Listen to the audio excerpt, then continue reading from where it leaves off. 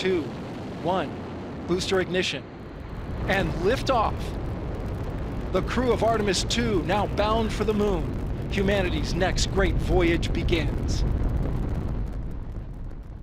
But how did we get here? Before Space Launch System lifted 4 astronauts beyond Earth orbit for the first time in over 50 years, before the Space Shuttle flew 135 missions over 3 decades, there was a machine that nobody has ever truly surpassed. The Saturn V. Developed in the 1960s under Werner von Braun's team, it was the most powerful rocket ever to successfully fly. 363 feet tall, 7.5 million pounds of thrust at liftoff. It flew 30 times and it never failed. That thrust came from 5 F1 engines, still to this day the most powerful single-chamber rocket engines ever built. Each one burned a mixture of liquid oxygen and RP1, essentially highly refined jet fuel, producing 1.5 million pounds of thrust. Just one of these engines produces more thrust than 3 Space Shuttle main engines combined. And if you ever wonder why Saturn V was painted in that distinctive black and white pattern, it wasn't NASA's branding. It was a measure needed to visually track the rocket's rotation during ascent from the ground. The contrasting stripes made that possible with the cameras of the era.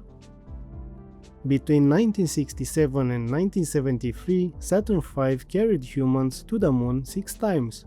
And it didn't just get them there, it carried everything they needed.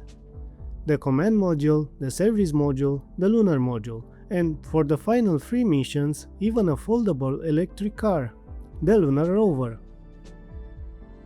We have ignition sequence start. The engines are on. Over 130 metric tons to low Earth orbit. No rocket since has matched that payload to orbit, not even the SLS of Artemis II. But after Apollo 17 touched down in December 72, the Saturn V days of carrying humans to the moon were over.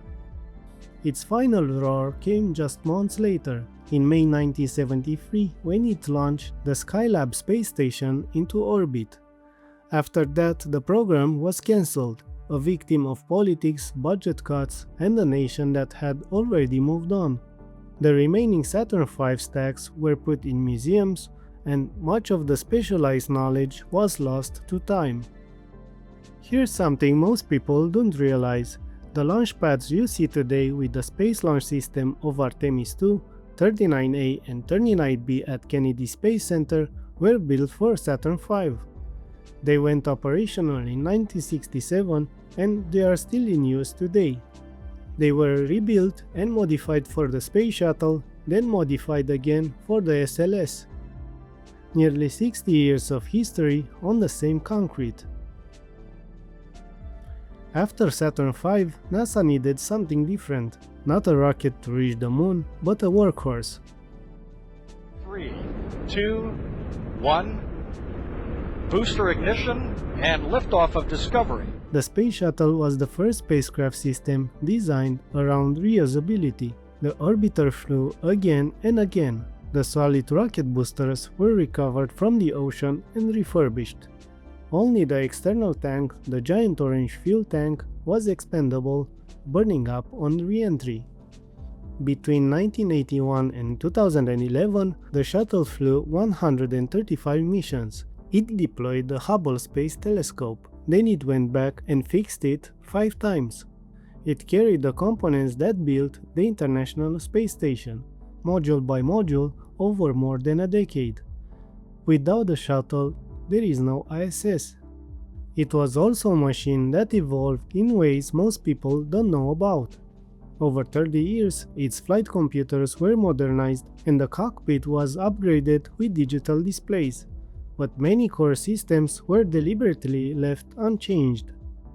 This older, simpler hardware remained because in the harsh radiation of space, simplicity is the ultimate form of reliability. But unfortunately, no amount of computer upgrades could fix the raw physical risks of the design. In January 1986, Challenger was lost 73 seconds after liftoff. An O-ring seal on the right solid rocket booster failed in the cold temperatures that morning. 7 astronauts gone. And in February 2003, Columbia was lost during re-entry. A piece of foam insulation had struck the leading edge of the left wing during launch, damage that went unaddressed. 7 more astronauts. These weren't just tragedies, they were reminders that spaceflight has never been and may never be routine regardless of how many times a vehicle has flown. The shuttle program ended in 2011 after 30 years, but it left behind something permanent.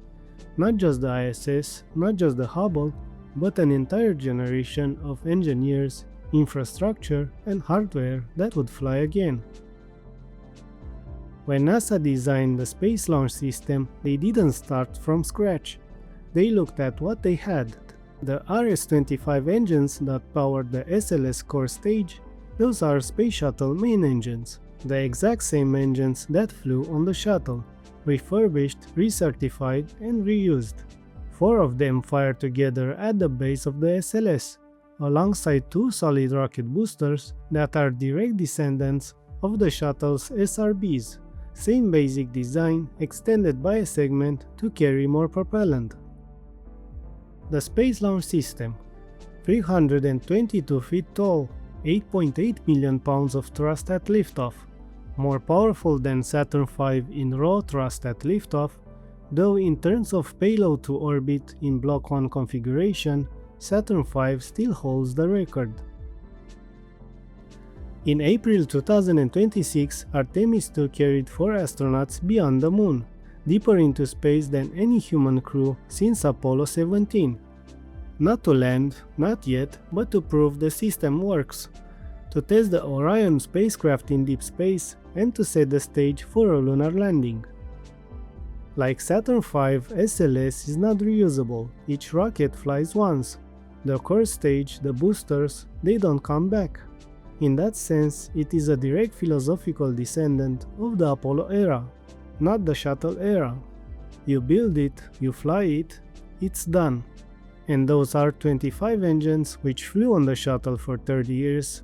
After the current manifest of engines is used up, future SLS missions will fly with newly manufactured RS-25s, but even those are built to the same design. The bloodline continues. 3 machines, 3 eras, one shared journey to space. Saturn V showed us that Moon was reachable, it did the impossible in a decade and proved that human ambition, when properly funded and focused, has no ceiling. The shuttle showed us something harder to quantify, that space could become infrastructure, that you could launch, return, relaunch, that humans could live and work in orbit for extended periods. It paid for that vision in ways no one wanted, but it built a station we still use today. And Space Launch System carries the engines of the shuttle, the ambitions of Apollo, and the destination neither of them reached, a permanent human presence beyond Earth orbit.